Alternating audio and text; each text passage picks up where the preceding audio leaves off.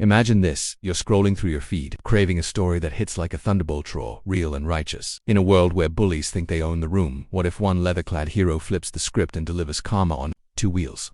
If you're in the USA or UK, where tales of underdogs rising and justice roaring triumphantly resonate deep in your soul, smash that subscribe button right now.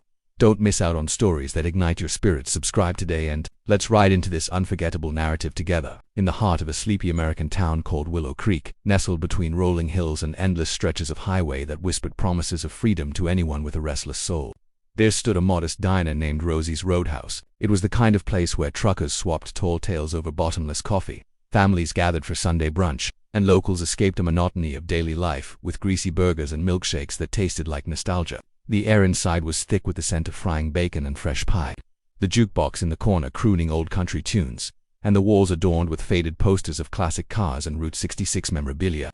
On this particular autumn afternoon, the sun filtered through the checkered curtains, casting warm glows on the vinyl booths, but the atmosphere was about to turn as chilly as a winter gale. Emily Harper, a young woman of 23, wheeled herself through the creaky door, her electric wheelchair humming softly like a loyal companion. Born with cerebral palsy, Emily had spent her life navigating a world that often felt designed against her ramps to steep, doors to narrow, and stairs to piercing, but she carried herself with a quiet dignity, her bright blue eyes sparkling with intelligence and her curly auburn hair tied back in a ponytail that bounced with each turn of her wheels. She was a college student studying literature online, dreaming of one day writing stories that could change hearts. But today, all she wanted was a simple lunch, a grilled cheese sandwich and a side of fries.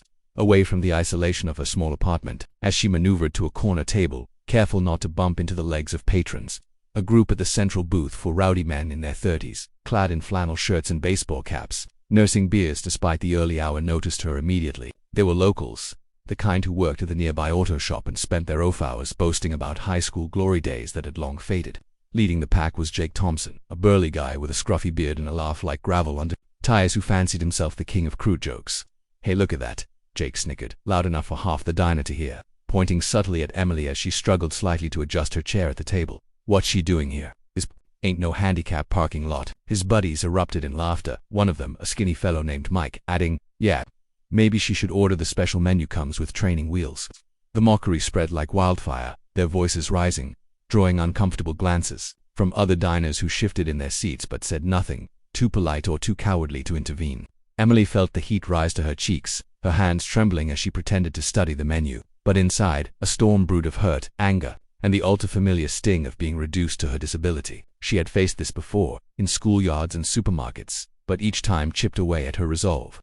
The waitress, a kind-hearted woman named Clara in her 50s with a name tag pinned crookedly to her apron, shot the men a disapproving look as she took Emily's order, whispering, "Don't mind them, honey. They're just idiots full of hot air." But the taunts continued, Jake mimicking a wobbly walk behind her back when Clara turned away, his friends howling as if it were the funniest thing since sliced bread. The diner fell into an uneasy hush, the jukebox's melody now sounding mocking in its cheerfulness, and Emily wondered if she should just leave, her appetite soured by the cruelty. Little did anyone know, fate was revving its engine just outside, in the form of a rumbling Harley-Davidson that pulled into the gravel parking lot with the growl of a beast. Awakened, the door swung open with a jingle that cut through the tension like a knife, and in strode a figure that commanded immediate silence. He was a mountain of a man, easily 6'4", with broad shoulders straining against a weathered leather jacket emblazoned with the infamous Hell's Angels patch-a-winged skull grinning defiantly from the back. His beard was long and grizzled, tattoos snaked up his arms like stories etched in ink, and his boots thudded heavily on the linoleum floor, each step echoing authority. This was Silas Iron Fist Malone, a veteran biker who'd ridden with the Angels for over 2 decades, traversing the country from coast to coast, living by a code of loyalty, freedom, and zero tolerance for bullshit. He'd seen wars in Vietnam, as a young Marine, lost friends to the road and rivals, and carried scars both visible and hidden. Today, he was just passing through Willow Creek on his way to a rally in California, stopping for a quick bite and some black coffee to fuel the miles ahead. But as he scanned the room for an empty stool at the counter, his sharp eyes hidden behind aviator sunglasses landed on the scene unfolding at the central booth. He saw Emily, head bowed, fighting back tears, and heard the tail end of Jake's latest jab. "Bet she can't even feed herself without making a mess. Look at those shaky hands."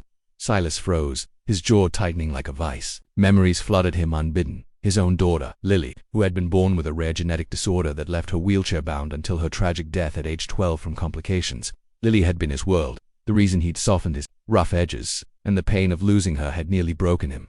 Bullies like these had tormented her too, in parks and stores, and Silas had sworn on her grave to never stand by while the vulnerable were preyed upon. Removing his sunglasses slowly, revealing eyes like storm clouds, he strode toward the booth, the entire diner holding its breath. "What the hell did you just say?" His voice boomed, deep and gravelly, like thunder rolling in from the plains. Jake looked up, his smirk fading as he took in the biker's imposing presence, but bravado kicked in. "Mind your own business, old man, we're just having fun." Silas leaned in, his massive hands gripping the table's edge until the wood creaked. "Fun mocking a girl who's got more guts wheeling in here than your clowns have in your whole pathetic lives. That's your idea of fun." The room was pin-drop silent now, even the jukebox seeming to pause. Mike tried to chime in. "Hey, it's a free country," but Silas cut him off with a glare that could melt steel. "Free country? Yeah, and I'm free to teach you manners the hard way." He turned to Emily, his expression softening instantly. "Miss P, you're right. These assholes bothering you?" Emily nodded hesitantly, surprised by the unexpected ally. Silas then addressed the group, his voice lowering to a menacing whisper. "Apologize now, or we'll take this outside, and trust me, you won't like how it ends." The men squirmed, Jake muttering a half-hearted sorry under his breath, but Silas wasn't satisfied. "Louder and mean it." As the apologies tumbled out, forced and awkward, the diner erupted in quiet murmurs of approval, Clara smiling from behind the counter. But this was just the beginning. Twists were lurking in the shadows, ready to upend everything. As the tension eased slightly, Silas pulled up a chair to Emily's table uninvited, but his demeanor was gentle, like a guardian bear. "Name's Silas. Mind if I join you?" "Hate eating alone." Emily, still shaken but intrigued, agreed, and over sandwiches and coffee, they talked. She shared her dreams of writing, her struggles with isolation, and how days like this made her question her place in the world. Silas listened intently, nodding, and opened up about Lily, how she loved stories too, how he'd read to her every night from dog-eared books of adventure. "She taught me more about strength than any battlefield," he said, his voice cracking just a fraction. Unbeknownst to them, Jake and his crew weren't done. Humiliation burned in their veins like cheap whiskey as they slunk out to the parking lot. Jake whispered to Mike, "That biker's bike is out there. Let's mess with it, slash a tire or something. Teach him to butt in." They didn't know Silas had ears everywhere. A fellow patron, an old-timer named Hank who'd overheard, slipped out and warned him. Silas excused himself from Emily, stepping outside just in time to catch Jake with a pocket knife near his Harley's rear wheel. "You boys looking for trouble?" Silas growled, cracking his knuckles. A scuffle ensued, not a full brawl, but enough to send Jake sprawling with a bloody nose and the others scattering like rats. The sheriff, a grizzled vet himself who knew Silas from way back, arrived on scene but let it slide with a warning, respecting the code of the road. Back inside, Emily watched through the window, her heart pounding. But here's the first twist. As Silas returned, dusting off his jacket, he noticed a pendant around Emily's neck, a small silver angel wing that Lily had worn, one he'd buried with her. No, it couldn't be. Shaking it off as coincidence, he sat down, but doubt nagged at him. Meanwhile, across town, in a rundown trailer park, Jake nursed his wounds and plotted revenge. He wasn't just a mechanic. He had connections to a rival motorcycle gang, the Outlaws, who'd clashed with the Angels. Before a phone call later, and word spread, a Hell's Angel was in Willow Creek, stirring up shit. The Outlaws, led by a